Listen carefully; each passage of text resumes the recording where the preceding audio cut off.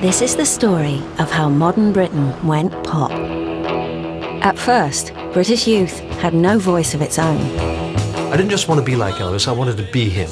I'd like to have woken up and found that I was inside him. Anybody that was older than us, had been in the army. They'd had a war to fight, they'd had a reason to be, and worst of all, for us, they'd fucking won. But in the 60s, British pop captured the nation and went on to rule the world. We became pretty important in the world, and youth were saying, OK, you old fogies, get out the way. And for the past 40 years, successive generations of stars have continually reimagined the great British pop dream. I really wanted to take the music or the art into the high street. To take it to the street was what we wanted. It was pop that was learning the lessons of punk and then dressing up, but creating a genuinely popular pop music. Popular culture should just be constantly pulsating new ideas and new approaches and new manifestos.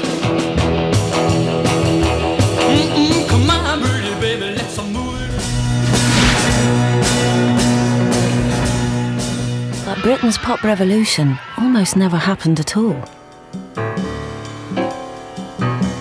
Throughout the 50s, the music establishment had done its best to draw every new style of music and performance into the path it knew best: show business and middle-of-the-road entertainers. We came into show business, we didn't come into the music industry. There wasn't a music industry. What there was a cosy cartel between the bosses of Tin Pan Alley, the record companies, and TV, with connections throughout the wider entertainment world. And that same post-war officer class that was running the country was about to be washed away as the dam broke and a rock and roll social revolution would transform Britain. On a white t-shirt, and it must have made some impact because that is still hip today. Films like Blackboard Jungle, which depicted life in dodgy school in New York, these sort of movies, and The Wild One with Marlon Brando, were starting to depict the wild side of American youth. And obviously that, to a degree, rubbed off on us because it looked exciting. 1, 2, 3 o'clock, 4 o'clock, rock. 5, 6, 7 o'clock. And the music itself, which seemed to be frowned upon by most of the establishment. But we felt that this was our music, youth music. Muscle Rock and Roll the Clock with Bill Haley. I was underage to go and see these movies, but I used to love to go and see them. He was me, a little kid. I'd be sitting in the midst of all these teddy boys who were getting up dancing in the aisles and everything. But I had this fantasy idea in my head of what rock and roll was all about, and I wanted to see it on the big cinema screen.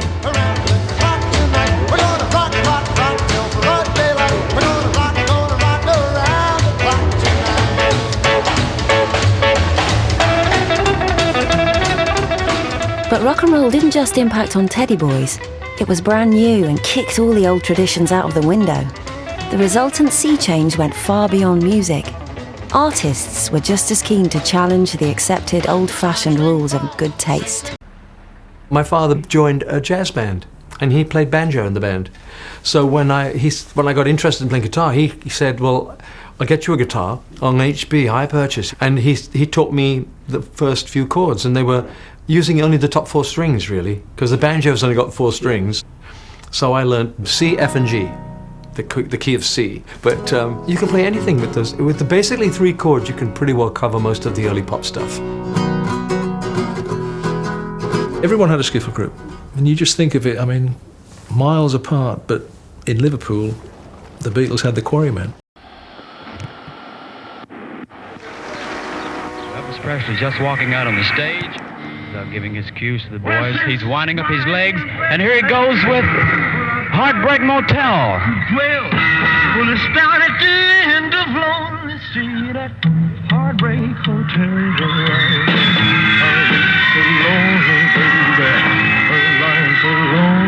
Well, that was it, off and running from then onwards. I didn't just want to be like Elvis, I wanted to be him. I'd like to have woken up and found that I was inside him, and that really he was me. But you know, that's the kind of fervor I felt about the power of his music.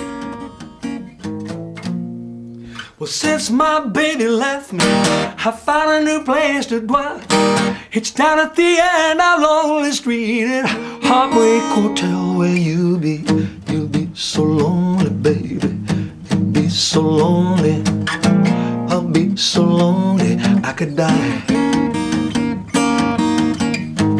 My band and I were really just my mates at school. We started off by actually singing at like end of term parties a couple of times. And then we started to play outside the school.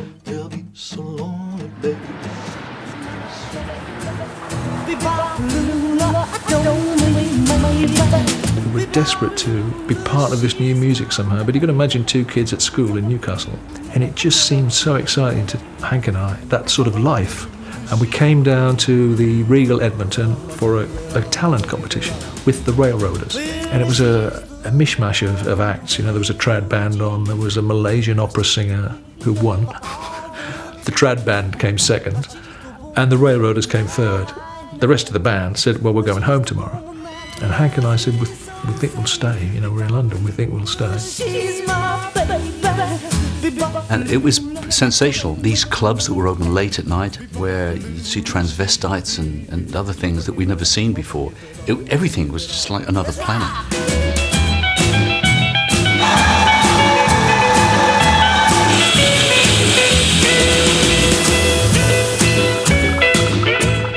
Suddenly we get these Gaggia machines, or whatever you want to pronounce it, the Italian coffee for making espresso, for making cappuccinos. It was an exciting and romantic time. Everyone's going, oh, a cappuccino? That frothy stuff on the... Everybody couldn't wait to have all of that.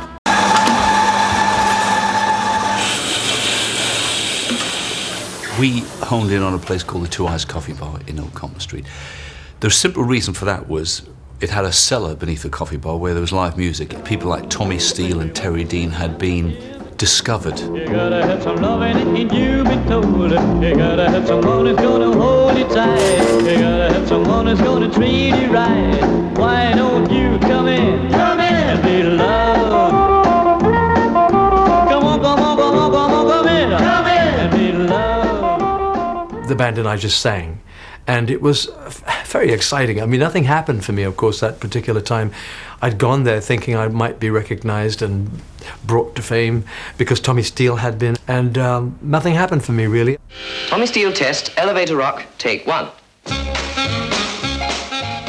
The rise of Tommy Steele is often described as the earliest truly British pop event, treated as an irritation by the grown-ups, who regarded him as a second-rate copier of American music.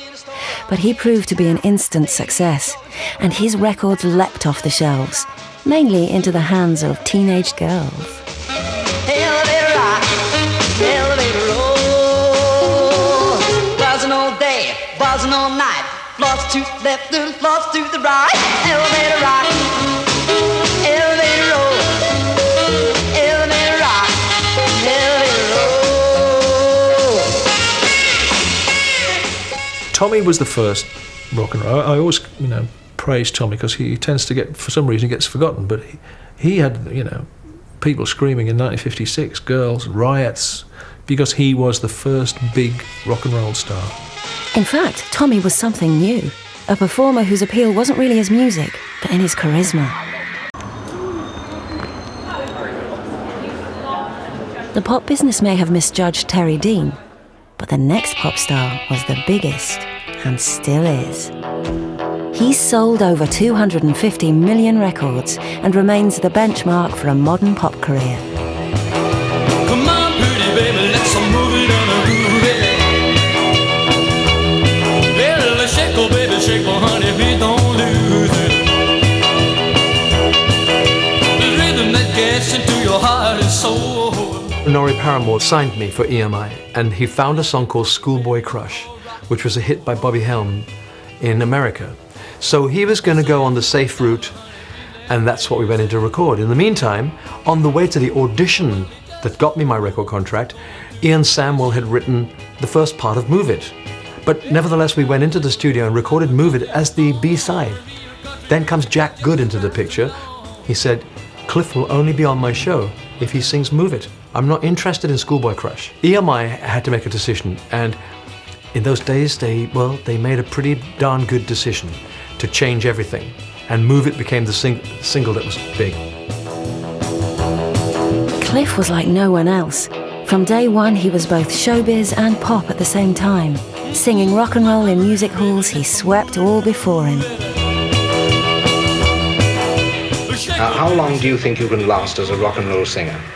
Well, I don't really know. It's very hard to say, because in this business, whether you're a rock and roll singer or a straight singer, you can be up one day and down the next. But I think as long as the people want rock and roll, I don't know how it's going to go on. I think the main thing is to do exactly what they want. In maybe 2 years' time, if they don't want rock and roll anymore, then I shall try and do whatever they want. You're really just a servant to the people. Girls were throwing themselves at Cliff. They were just going potty about him. Their boyfriends used to get quite angry, and we used to get a lot of threats and people trying to get on stage to get at Cliff and punch him and things like this. There was a lot of madness going on. Every night, groups of teddy boys threatening to kill us and kill him and things like this. Cliff was obviously all over the stage doing what he does. And we presented it as a wild rock and roll show. So we were running all over the place, lying on the floor, dropping on our knees, jumping on pianos, everything you can imagine, totally out of control.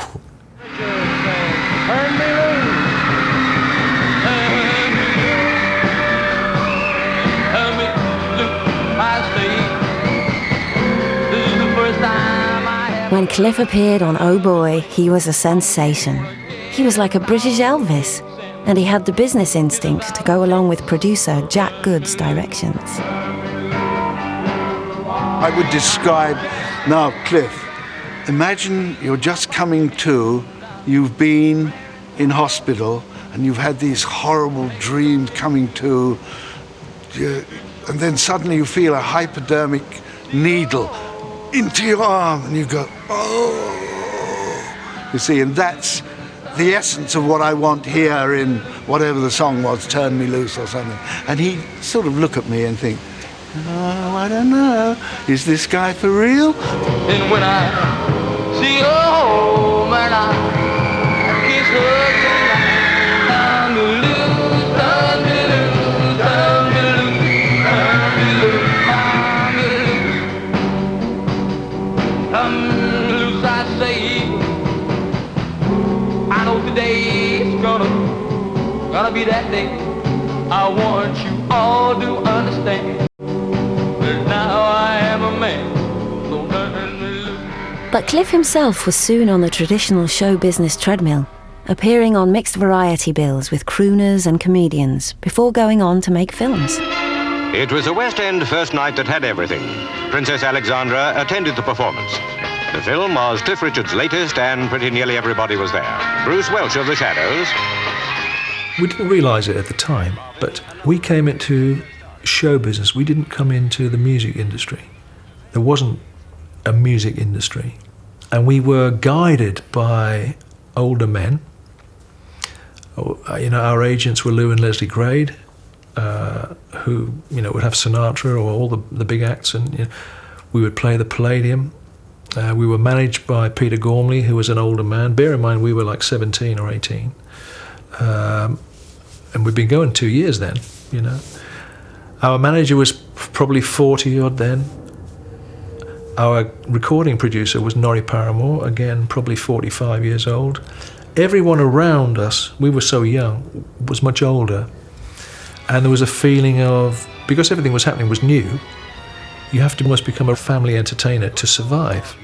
They were sort of saying, if you're just going to play rock and roll, that hard rock and roll stuff, you won't last too long.